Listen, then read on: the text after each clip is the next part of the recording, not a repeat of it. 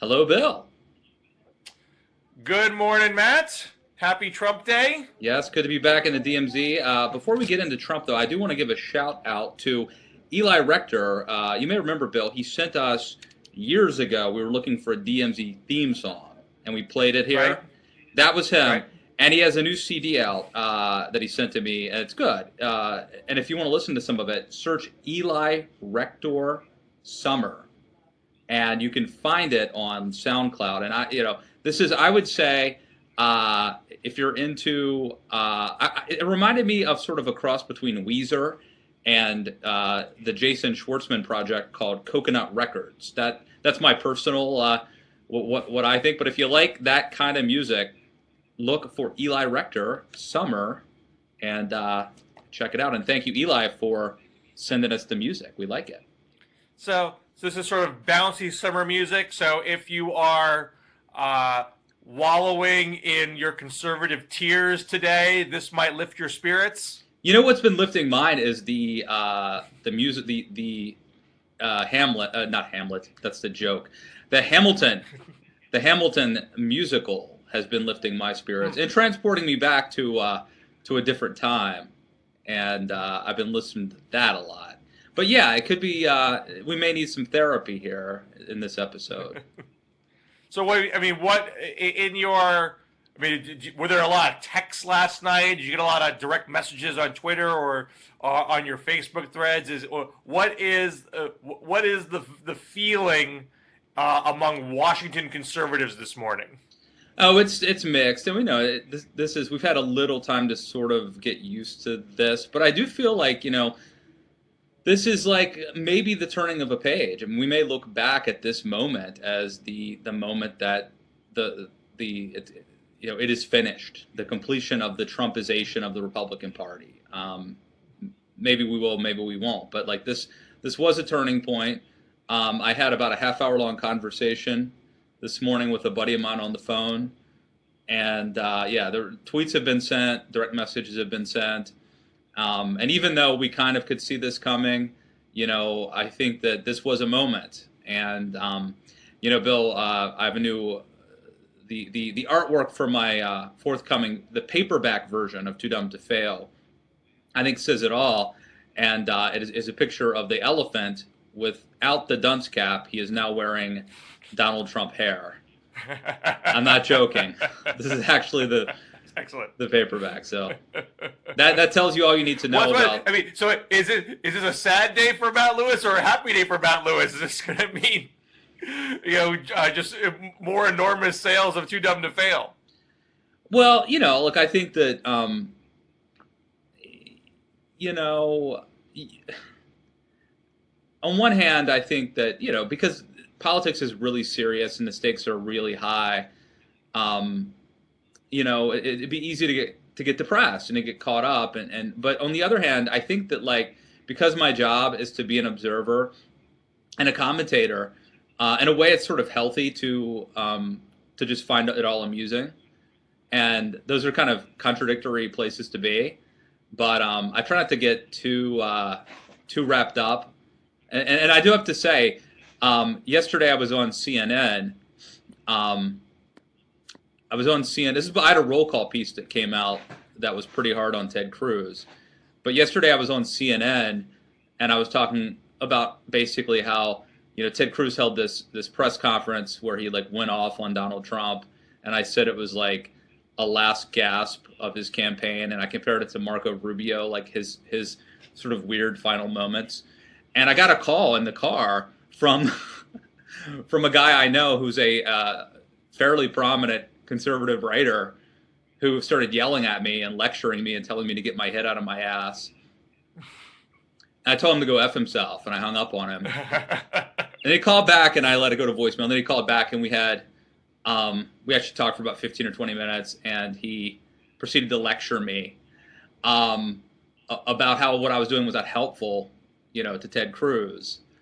And look, there are it just depends on how you view your role. Like, is your role to help politicians?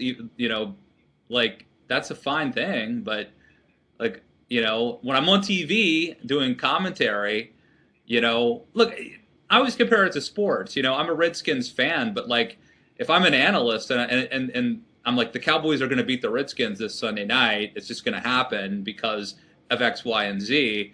Like, that doesn't mean that I'm rooting for the Cowboys. But this is a weird business to be in because it's not a game. The stakes are really high, and I get why people drink the Kool-Aid and get caught up in it. This is a bit of a digression from maybe what we want to talk about, but I'm curious. People seem to think that pundits have this magical ability to shape voter behavior. Yeah, well, that's the other thing. That's the other thing. From As if I'm sorry to interrupt, but that's the other thing. As if like people in Indiana were sitting around watching Matt Lewis, going, "Well, I was going to vote for Cruz, but it's like I don't have that big of a reach, unfortunately." But I've written many skeptical things about Bernie's electoral prospects over the course of this campaign, and I get all this guff from Bernie friends saying that, or people who don't know me just look at me as some sort of representation of the mainstream media because I am, Rupert Murdoch here, and that why can't I let people vote? Why am I trying to manipulate the process? And you can say, well, if my punditry is so determinative of what people are doing, how did Bernie win 7 of 8 contests in a row when people like me were saying the math doesn't add up? Obviously, I'm the guy who said Jeb was going to be the nominee. Obviously, that did not make people vote for Jeb. So, hasn't it been definitively proven that punditry is punditry, and voters are going to do what they're going to do regardless? Well, look, I think in the case of my colleague, whom I generally like, but I think it's a frustration. I think it's like he was flipping channels and he was going to Fox and CNN, and all he was doing was seeing like commentators say we weren't talking about how horrible Donald Trump is. We weren't talking about this ridiculous thing about him saying Ted Cruz's dad was like part of the JFK assassination plot or whatever. We were saying Ted Cruz like just made a tactical error doing this press conference, and this looks to be like a desperation, like a last gasp of desperation before he loses, and that doesn't seem fair for us to be like kicking Ted Cruz while he's down, dwelling on the sort of bad optics of the horse race rather than talking about like substantively why Donald Trump's an evil human being.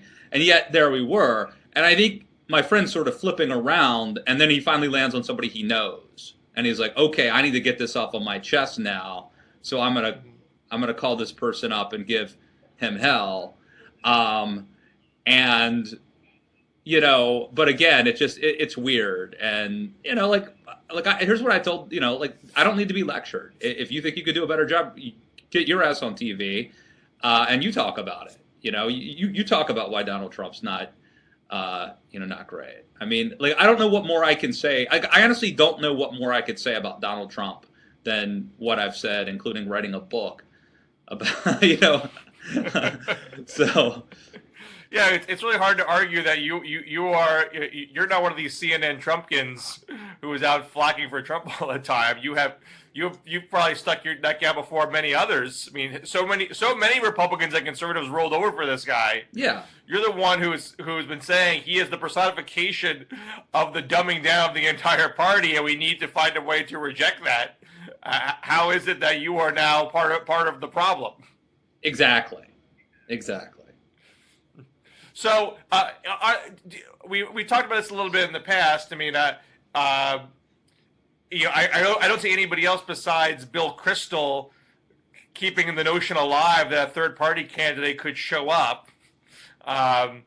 If one was to show, it would have to be. I mean, even at this point, you'd miss a few states, and you'd be extremely disadvantaged in trying to get staff together to get on the remaining states. But is there? So I guess I have a two-part question. One, so is there scuttlebutt out there that there's going to be some last-ditched effort to get a third-party candidate drafted? And then beyond that, do you hear people, not even necessarily big-name people, just like, is there someone that starting to think about, post November. How do we pick up the pieces? How do we put this party back together, put this movement back together? We need to start thinking about this right now and strategizing right now. I don't think we've talked about this before, man. I don't think anything happens between now and the general. I just think that, like, the Republicans, the conservatives, we can't get our act together. I mean, if nothing, like, this entire race is an example of how we can't get our act together against Trump, and there's nothing to lead me to believe that anybody has the competence or interest in sort of working together and doing anything. There'll be, like, Gary Johnson's running for Libertarian Party. I mean, there's going to be some, like, pro forma alternatives, but, like, I don't think there's any.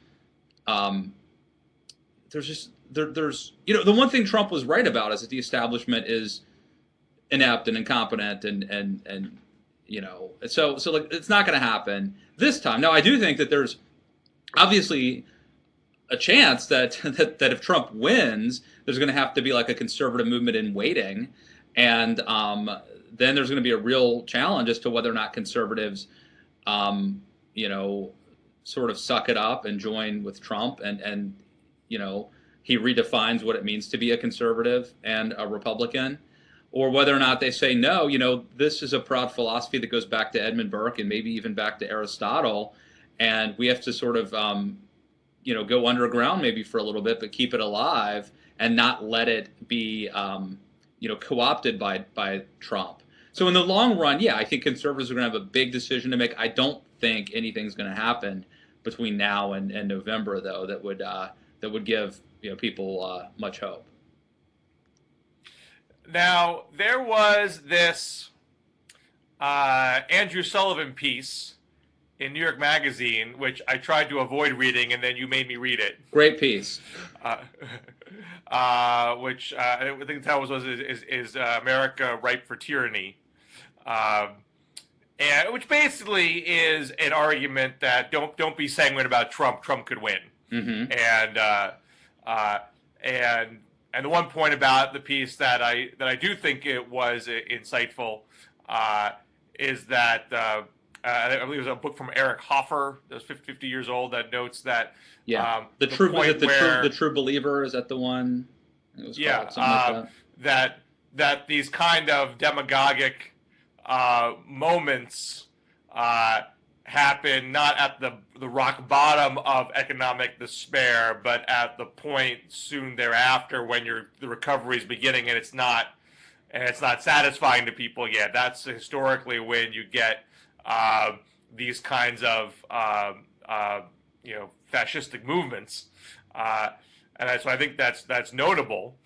But considering that at this point in time, with Hillary Clinton and Donald Trump getting tons of media attention and have been pretty well defined in the eyes of a lot of voters, CNN poll today has Trump behind by 13 points. And you have several state polls out there where he is, struggling to hold on to or even losing, solid red states. So in my mind, at minimum, not that it's a given that there's no way he can win, but he is not winning with the kind of demagogic campaign he's running on today. If he was to win, he would have to do something different than what he is doing right now, which he's an opportunist. He may well do that. But as far as being evidence that we're ripe for tyranny, I don't think the current data argues for that.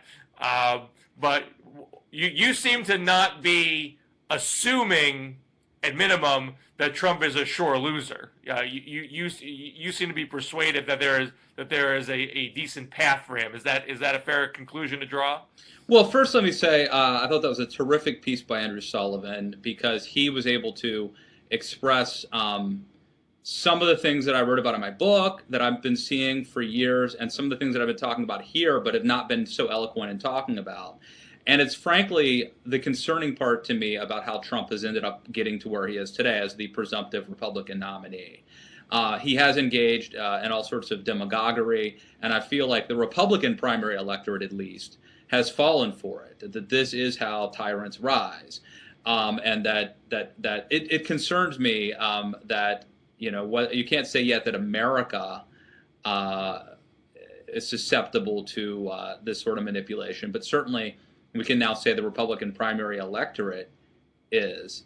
I think that Donald Trump is an incredibly talented demagogue and politician and salesman, and I think it's possible that he will become the next president. I think it's more likely that Hillary will win.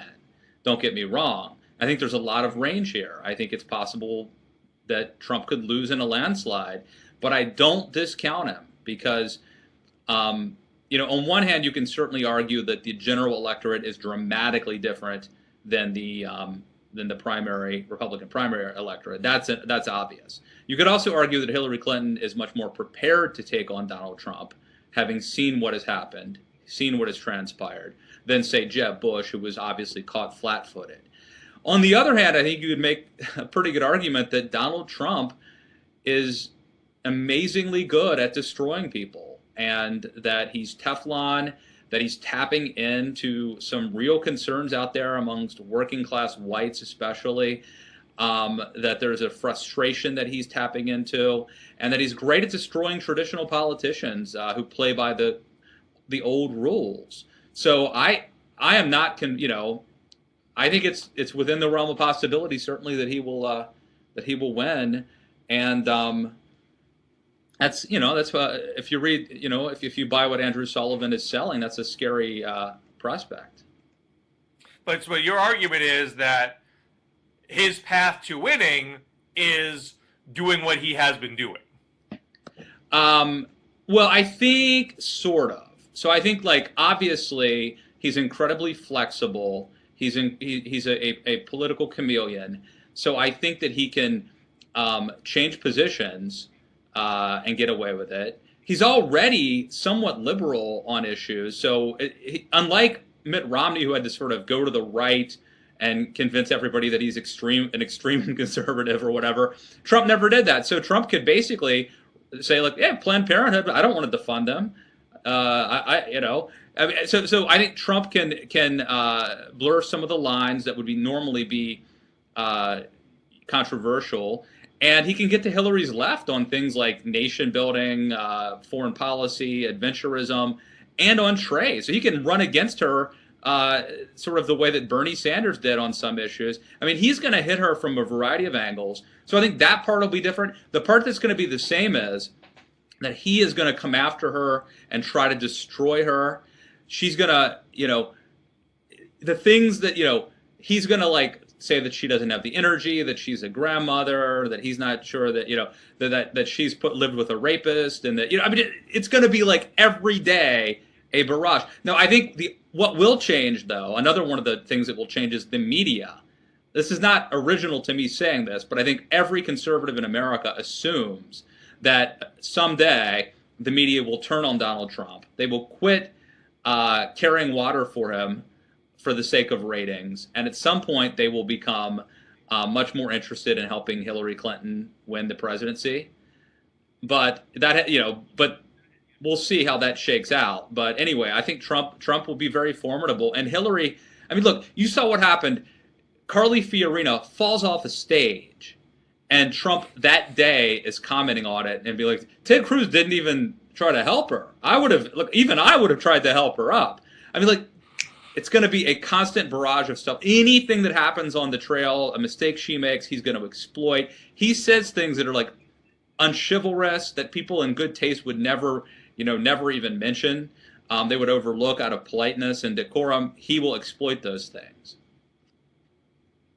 But I agree with you that he will run to the left more than he has. I mean, I think he will emphasize those parts of his platform more. I think he'll talk even more about infrastructure than he's been talking about in the primary election, and certainly foreign policy and trade.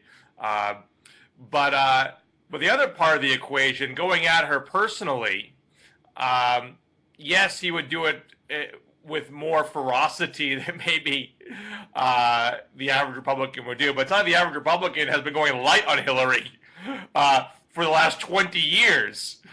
No one's ever beaten a Clinton with personal attacks. I mean, they've been going after Bill on that since 1992.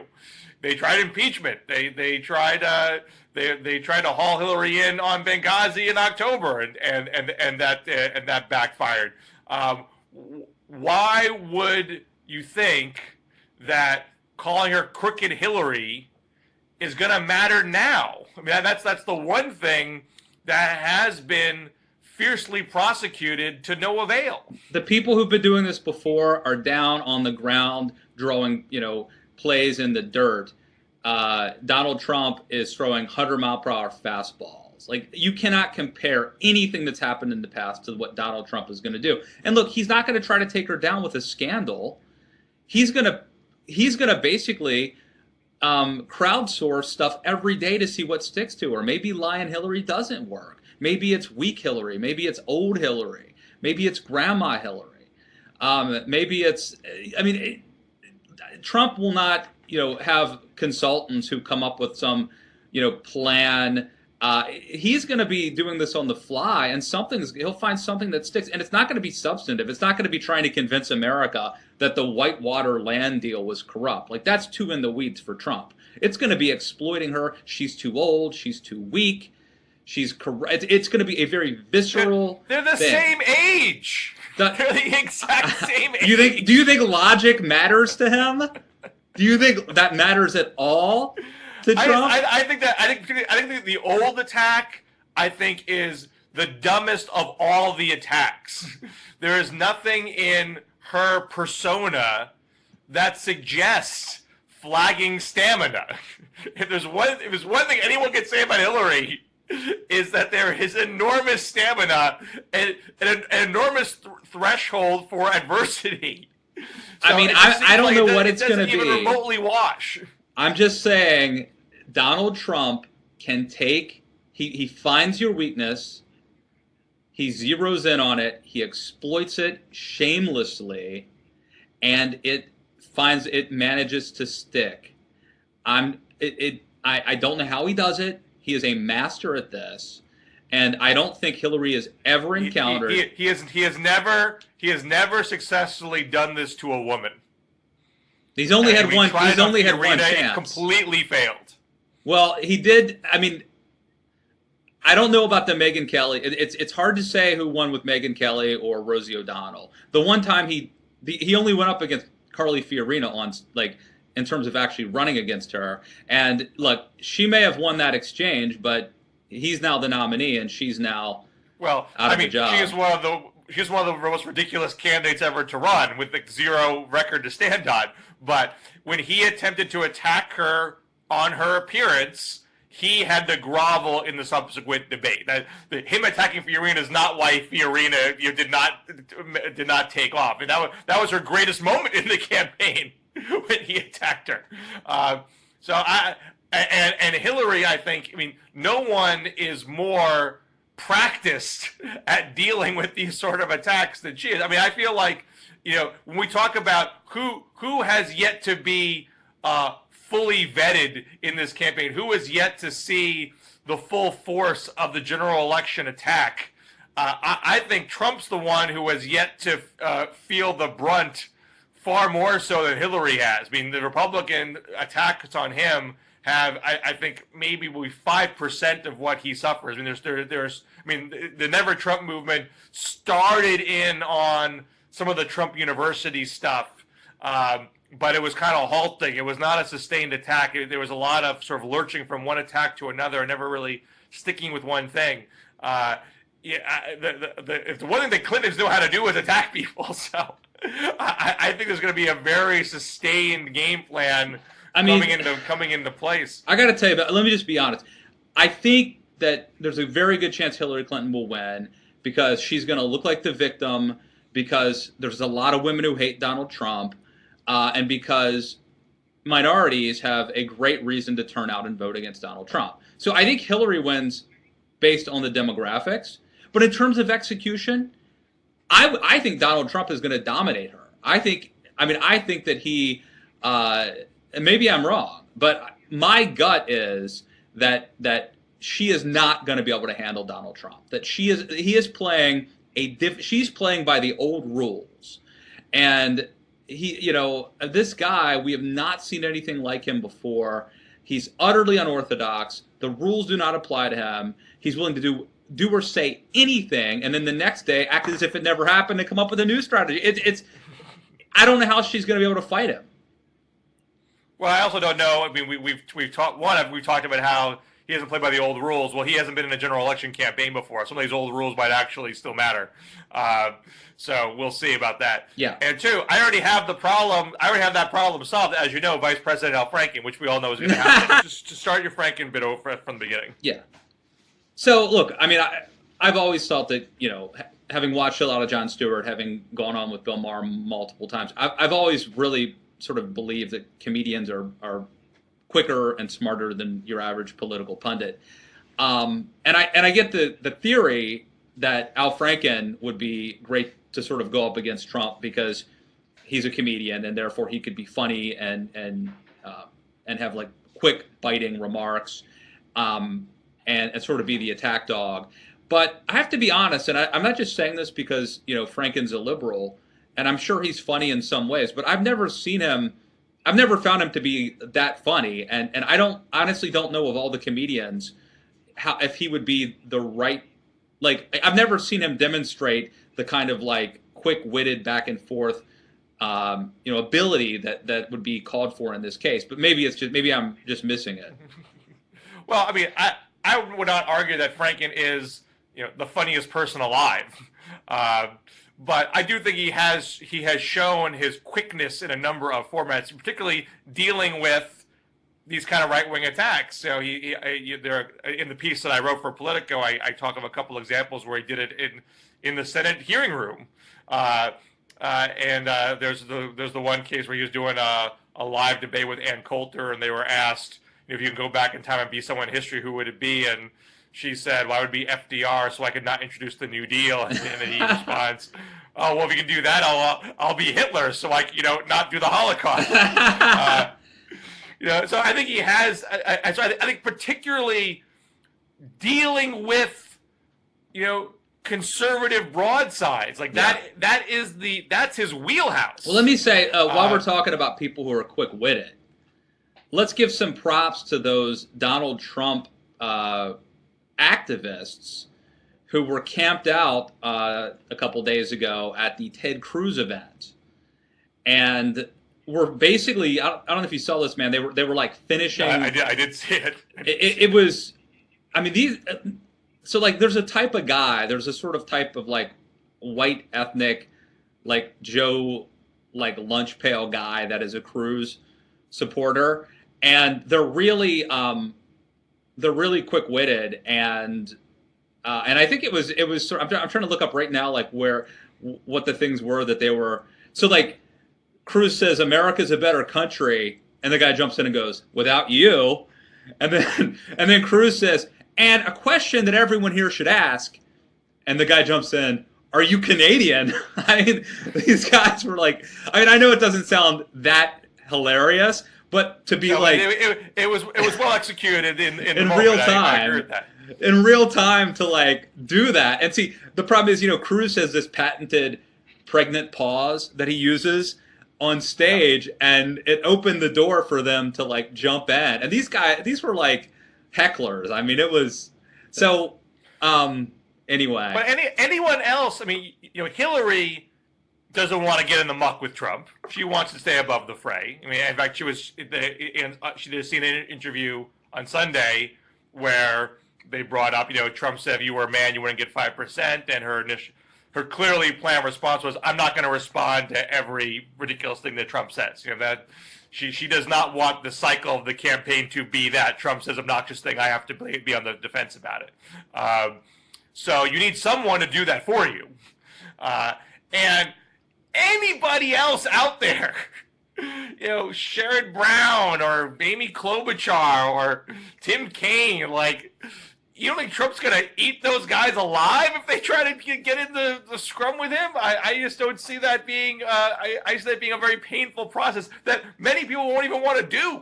So I don't want to get too far down the Franken track again because we talked about it before. But Well, I do think the stars are aligning. While we're talking about that, who's Trump going to pick as his running mate? I mean, you speculated about Franken, but like, I mean, I think this is a big opportunity. This is the biggest opportunity Trump has to. We say this every time, right? There's like three moments that you have. It's the convention, the debates, and your vice presidential selection. And this one, the vice presidential selection tells us something about how you're going to govern, but it's also a political opportunity. And I think it's an even bigger deal for Trump. This can really help reposition him, and it could send a signal. If he picks somebody that the Never Trump people love, maybe it brings them on board. On the other hand, maybe he wants to go to the center and pick somebody that's going to appeal to Democrats. I mean, I don't know what he's going to do. Well, but he said he wants somebody who has governing experience. That's the only thing I've really heard him say that gets you to a window of his thinking. And he said on multiple occasions, so I assume he means it. That he's not going to go picking, Ann Coulter. Sarah Palin has governing experience. You could do something like that. And I do think he is going to have limited options because I imagine a number of people, to the extent he wants to have like an establishment type person to show that he's serious, a lot of those people aren't going to want to do it. I mean, George McGovern had to pick his fifth choice because a bunch of people just thought, I'm not going to hook myself to, a clearly losing campaign. He has not said this, but I do think he's going to have to pick a woman. I think he is, as much as he brags that women don't like Hillary, the numbers are starkly in the opposite direction there. And he's going to want to have that cover. Well, the problem though is making sexist attacks on Trump. But I think we now have three examples. I tend to agree. I tend to agree with you, but we do have three. I think we now have three examples, if you want to count Carly Fiorina in there with Sarah Palin and Geraldine Ferraro, of people picking female running mates, hoping that it does something, makes history, changes the game, softens them up, and we're 0 for 3 at this point. I mean, at some point, do people say like, just don't try it because it ain't happening? Maybe, but this is a little different. That I think Trump is very addicted to attacking Hillary on gendered turf, and will want someone to do that with him who is not a man. And when I think about the list of names who are out there who would be willing to play, I think even Trump knows that Palin would be a crazy pants choice. So I'm settling on Jan Brewer. That's not a crazy idea. That's definitely a plausible, alternative.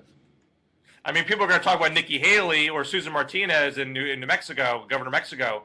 I just can't see them agreeing. Maybe. I mean, would Susan Martinez want to hook her wagon to the most anti-immigrant campaign that's ever going to have been run? I don't think so. Haley has already made very clear that she is not a Trumpkin. What other women are out there who would play ball? Michelle Bachmann, I guess, but that's people are talking about Pam Bondi, who I guess is the Florida AG. Florida I mean, that General. is that's really, you're scraping the bottom of the barrel on. I mean, is Catherine Harris still around? I don't know. I mean, on that note, Bill, I should bounce soon, but. Well, let me say what I got a couple pieces. That I published this week. I'll call your attention to. One is that the New Republic, which is about how does Hillary run against Trump? Not so much in terms of how she attacks him, but how does she?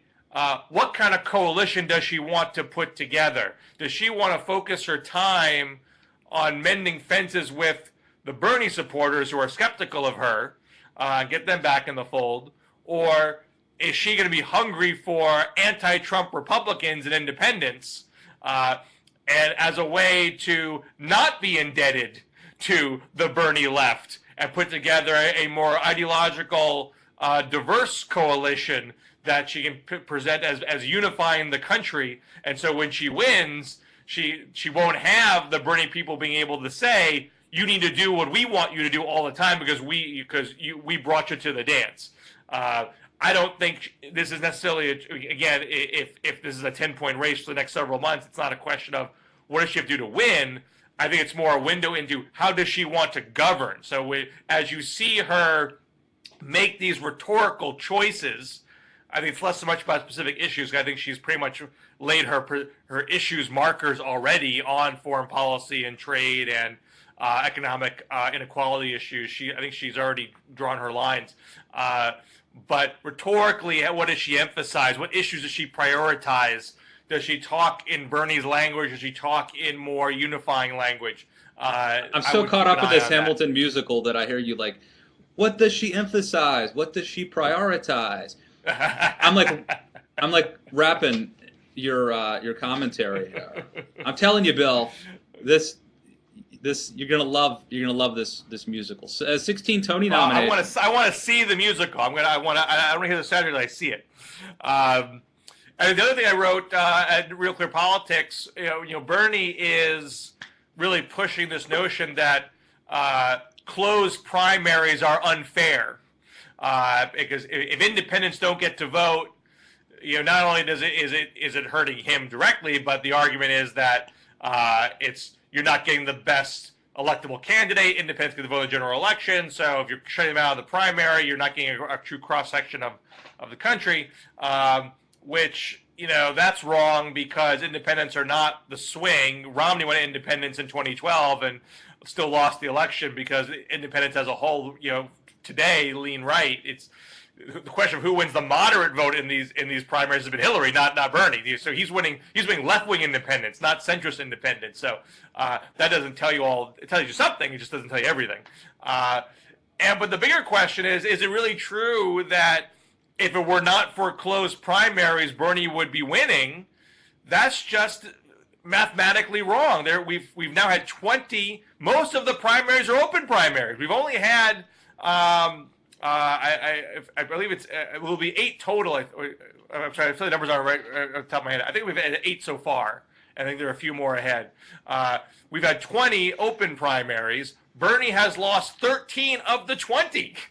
So he does better at open primaries than closed primaries. He's been swept there. But the closed primaries that he's largely lost by a lot. You're talking 20 points or more. There's only 3 of the closed primaries that he's lost by less than 20. So I'm sorry, 4. Because if you count Connecticut, you can switch your affiliation the day prior. So you actually get a lot of independents in Connecticut, even though it's technically closed. So it's not just a matter of sort of rubbing in Bernie's face that he's been a loser.